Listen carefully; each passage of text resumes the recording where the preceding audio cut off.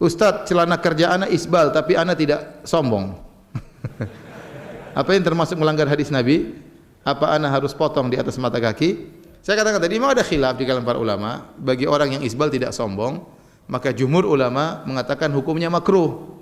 Dan sebagian ulama mengatakan tetap hukumnya haram. Ya, sebagaimana kita kuatkan pendapat yang kedua bahwasanya isbal itu hukumnya haram secara mutlak, baik sombong maupun tidak sombong. Apa harus ana potong di atas mata? Iya, potong aja, apa susahnya, ya. Ente ke kantor dipotong, kalau ente tidak mampu di atas mata kaki, pas di mata kaki juga enggak ada masalah. Kalau tidak mampu potong di atas mata kaki, ya, khawatir kurang ganteng, pas di mata kaki enggak ada masalah, enggak ada masalah. Ustaz, nanti saya dicibir sama orang. Ya akhi, ente tidak berniat untuk dicibir orang. Tapi kalau ente pakai celana sesuai dengan sunnah Nabi, dicibir orang ente dapat pahala. Banyak orang cibir, pahala semakin banyak. Ente tidak berniat mereka cibir ente, tapi kalau mereka cibir ente gara-gara ente menjalankan sunnah Nabi, ente dapat pahala. Orang gibahi ente, biarin orang gibahi ente, tidak ingin kita digibahi. Tapi kalau mereka gibahi kita terus, pahalanya ngalir sama kita, tidak ada masalah. Kata Imam Al-Baghawi, wa thiyabaka fatahhir ay wa thiyabaka faqassir.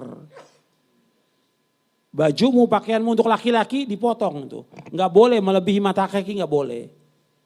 Wa thiyabaka faqassir. Potong itu.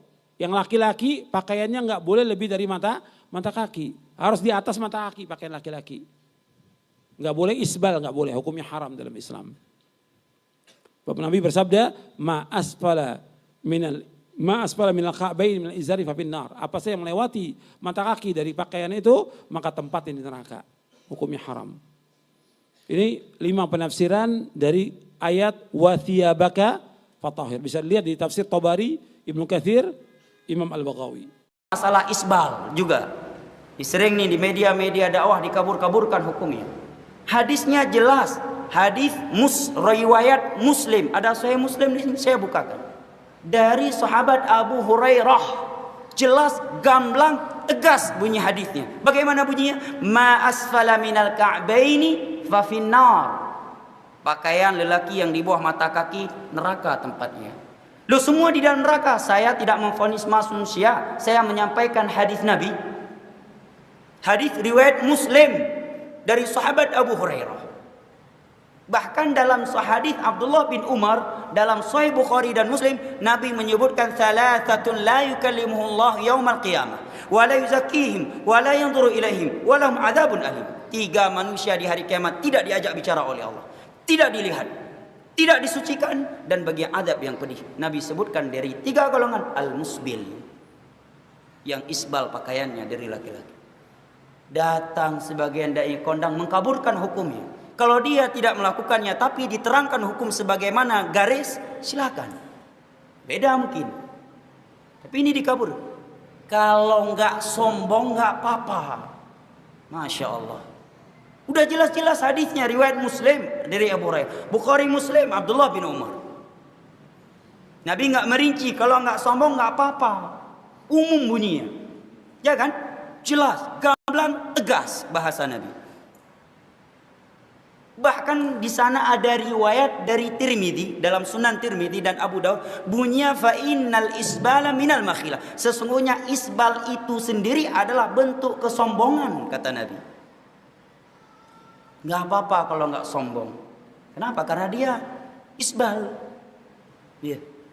Akhirnya cari-cari dalil, dapat hadis Abu Bakar bahwa Nabi menyatakan ketika Abu Bakar, ya Rasulullah, ya sarungku isbal. Nabi menyatakan kamu bukan orang yang termasuk orang yang sombong. Masya Allah. Padahal kalau jujur disampaikan hadisnya, bunyi hadisnya jelas. Abu Bakar menyatakan, ya Rasulullah, ini teks hadisnya. Ya Rasulullah, inna izari yastarkhi. Itu bunyi hadisnya. Wahai Rasulullah, sarungku melorot. Apa arti melorot? Berarti apa? Sebelumnya di atas apa di bawah? Di atas. Kalau di bawah naik namanya, bukan melorot. Ya kan? Inna izari yastarkhi. Sarungku ya Rasulullah melorot. Kemudian Nabi menyatakan, kamu bukan termasuk orang yang sombong.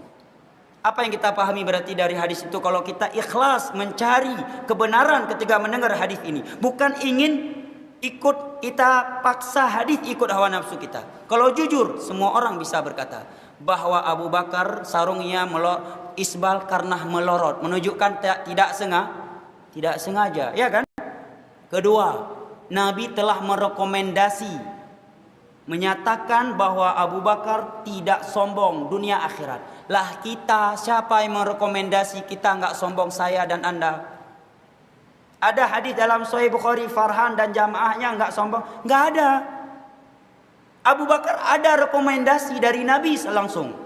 Nah kalau kita sekarang, siapa yang merekomendasi? Nggak ada satupun ayat dan hadis yang mencantum nama saya dan Anda nggak sombong. Bahkan berapa sering kita punya sifat sombong, yang berbicara maupun yang lainnya. Kan demikian pemahamannya, jelas ya kan? Memang ada khilaf di antara ulama, tetapi perlu diduduk dulu masalah ilmiahnya. Sebelum sampaikan khilaf, sampaikan dulu hadis-hadis permasalahan itu. Sehingga manusia sebelum baca khilaf, dia udah baca hadis. Begitu ada khilaf, dia tahu kemana dikembalikan khilaf ini. Kan begitu. Allah menyatakan dalam surat An-Nisa, fa in tanaza'tum fi syai'in farudduhu ila Allah war rasul in kuntum tu'minuna billahi wal yaumil akhir. Dzalika khairu wa ahsanu ta'wila. Apabila kalian berselisih dalam sebuah perkara, kembalikan kepada Al-Qur'an, kembalikan kepada Rasulullah hadisnya. Jika kalian adalah orang-orang yang beriman kepada Allah hari akhir, yang demikian itu adalah jalan keluar terbaik. Memang kalau kita bahas bab isbal dalam fikih, para ulama perlu didudukkan dulu permasalahan. Mereka sepakat no isbal itu yang terbaik. Jelas? Yang kedua, mereka sepakat kalau isbal dengan tujuan sombong, gaya, mereka sepakat haram. Yang ketiga nih yang baru khilaf, kalau nggak ada sombong. 3 pendapat dalam masalah yang ketiga ini. Pertama menyatakan mubah. Yang kedua menyatakan makruh jumhur, pendapat mayoritas ulama. Yang ketiga berpendapat haram. Di antara yang mengharamkan Ibnu Hajar Al-Asqalani, ulama Syafi'i. Jelas ya? Jadi dudukkan dulu masalah. Baiklah, masalah nggak usah bahas wajib haramnya. Mana yang terbaik? Mana yang terbaik? No isbal, ya kan? Ada orang yang berpikir isbal hanya untuk sholat saja. Maka sering mereka mengulang. Ikhwan, larangan isbal di sholat ada nas sendiri. Isbal di luar sholat ada sendiri. Rasul mengatakan innallaha la yaqbalu salata musbilin izarahu. Allah tidak menerima sholat orang yang musbil kainnya. Itu nas, jelas. Sementara Rasulullah SAW juga mengatakan wa iyyakum wa isbalal izar fa innahu minal makhila wallahu la yuhibbul makhila. Waspadalah terhadap menjulurkan kain di bawah mata kaki, karena itu termasuk kesombongan dan Allah tidak suka kesombongan. Man jarra sawbahu khuyala lam yandurullahu ilaihim yaumal qiyamah. Barang siapa menjulurkan kainnya karena unsur kesombongan, maka dia tidak dilihat nanti di hari kiamat oleh Allah. Ma asfala minal ka'baini minal izar fa finnar. Apa-apa yang menjulur di bawah mata kaki dari kain adalah di neraka. Kita kumpulkan, kalau tidak ada unsur sombong nerakanya biasa, kalau ada unsur sombong nerakanya plus, tidak dilihat Allah. Jadi jangan juga berargumen kalau nggak sombong nggak apa-apa. Ya antum berarti sombong, menyatakan dirinya nggak sombong itu kan sombong sebetulnya. Ya, dan tolong dicamkan Pak, Rasul mengatakan pakaian kesombongan. Walaupun antum gak sombong dilarang. Contoh gini, antum dilarang oleh Allah dan Rasulnya pakai pakaian khas kependetaan. Walaupun antum bukan pendeta, boleh nggak? Ah boleh.